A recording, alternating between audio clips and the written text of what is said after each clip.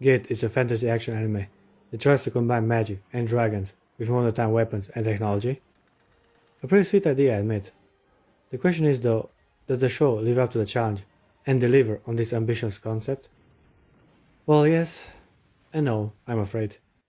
Don't get me wrong, this title does have its merit, but it didn't live up to the hype, at least for me. There are plenty of good things to mention, it's just, it feels like wasted potential. The anime has some pacing issues and it struggles at certain moments to thematically combine two separate genres. I may be at fault for expecting too much from this anime, as it definitely enjoyed success and popularity in the industry.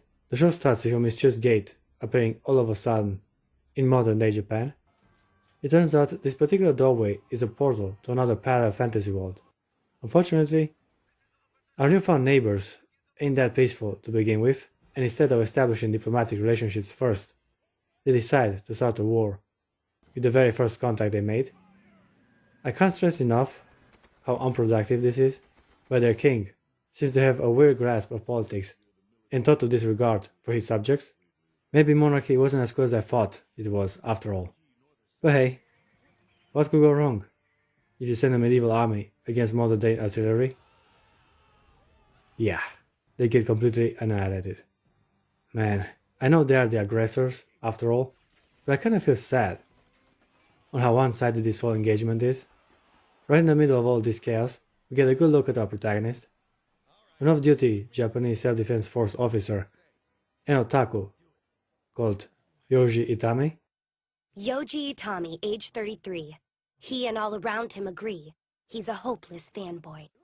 He was on his way to an anime convention when all this calamity happened.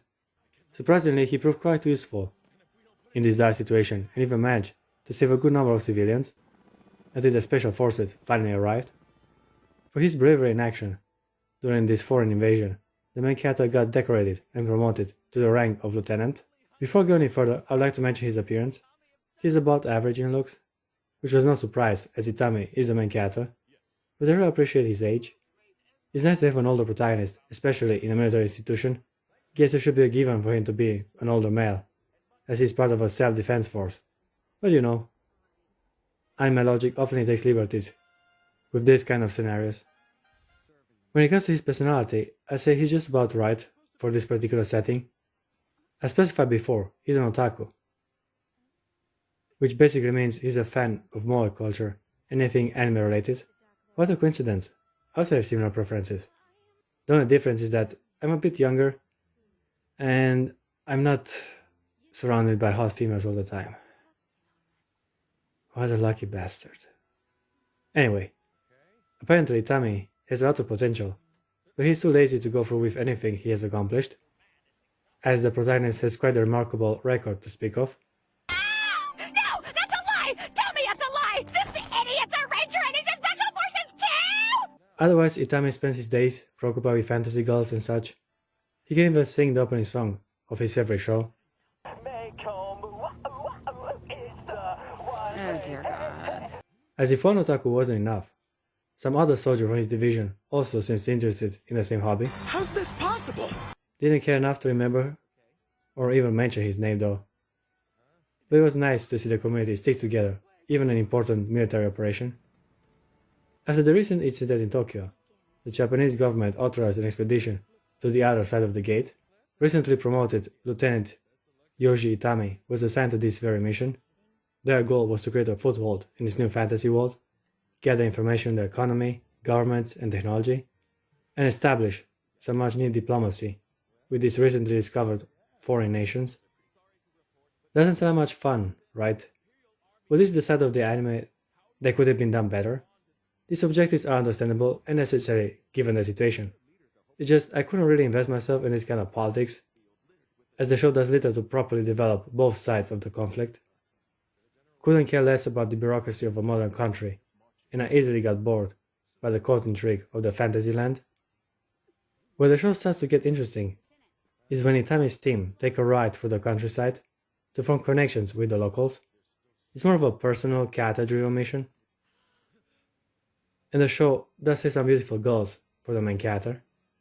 Right after they finally constructed a base near the gate, a whole army appeared Casualties were around the tens of thousands, and yet not one soldier from our world got killed or wounded. Again, a one-sided affair.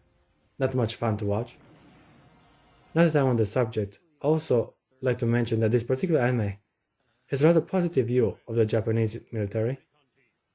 I know it's an anime after all, but it feels weird how every Japanese soldier seems to be altruistic and disciplined.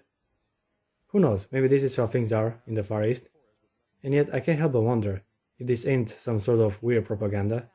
Anyway, let's go back to our main character and the many, many beautiful women he has the pleasure to make direct contact with.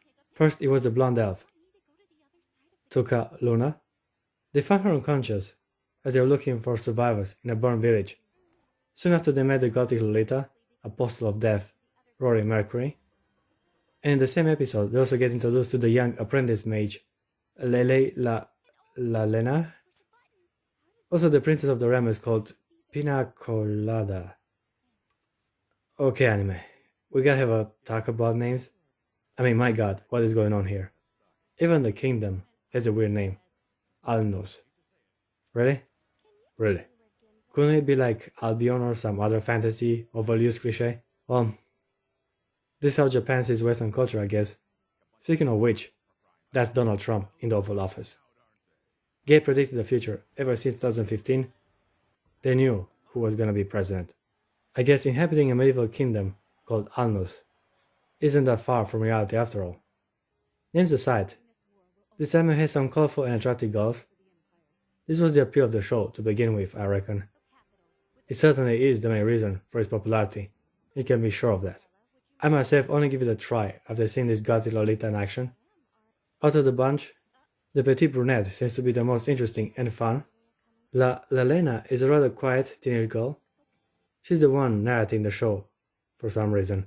No complaints here, as she's voiced by my favorite female voice actress, Renee Karbowski. She went again for the calm, static intonation, although I prefer her more energetic performances. Don't tell me, Yukaruka.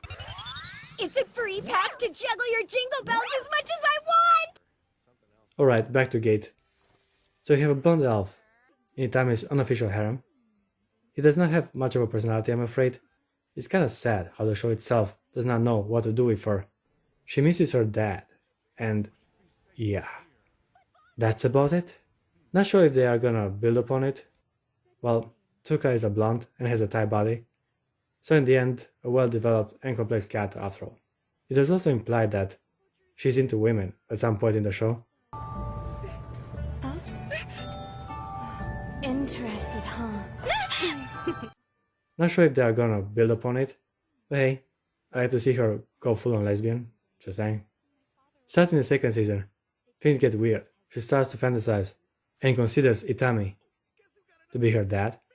She calls him father, and even end up sleeping together. Right. Well, someone had a daughter complex. Speaking of weird perverts, the princess of Alnos, Pina Colada, really likes to objectify herself and other women.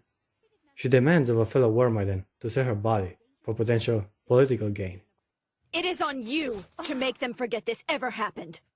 You're going to need to offer that man your body. Coming to think about it, many women think of selling themselves in this anime. All I can think is that I'll have to sell myself to one of them. I shall include myself as part of the payment. You don't have to sell yourself, okay?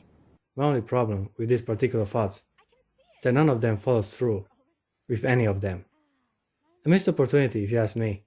Now that I've got that covered, let me talk some more about this Apostle of Death, Rory Mercury. Will you take care of me, baby? Take it easy. Rory Mercury is a very dangerous and sadistic demigod. She used to be human a few centuries ago. Now she's a psychotic murderer that gets aroused whenever people die around her. Rory is downright invincible in a battle and irresistible when she's flirting with the main character. For some reason she got her sight on Itami ever since they first met. Well, I would just love for you to show me how comfortable the ride is. And now, Rory uses every opportunity available to make a move on him. Still got one more girl to mention. And to think, I wonder why people like this anime. Huh. We have a dark elf enter the picture. She also has a funny name, Yaoro Dushi. She's on a quest to seek the help from the Japanese army to save her village from extinction. Yao has quite a compensation to offer, a giant glowing crystal and her mighty fine tight body. Good enough to risk your life, right? Unfortunately, most men disagree, and I'm talking about the risking their life part, because all of them want to bang her. All the men around here are either depraved or incredibly useless. Which is perfectly understandable. I mean, look at that beef. And right when I thought I was done perving on anime girls for today, I also have to at least mention the beautiful forests that also inhabit this fantasy land. From cat girls to bunny ears and Medusa blood-sucking maids, we seem to have it all. And on that high note, I'm gonna give Gate a 7.8 out of 10. Your sister's another story. Bow, chicka, bow, wow!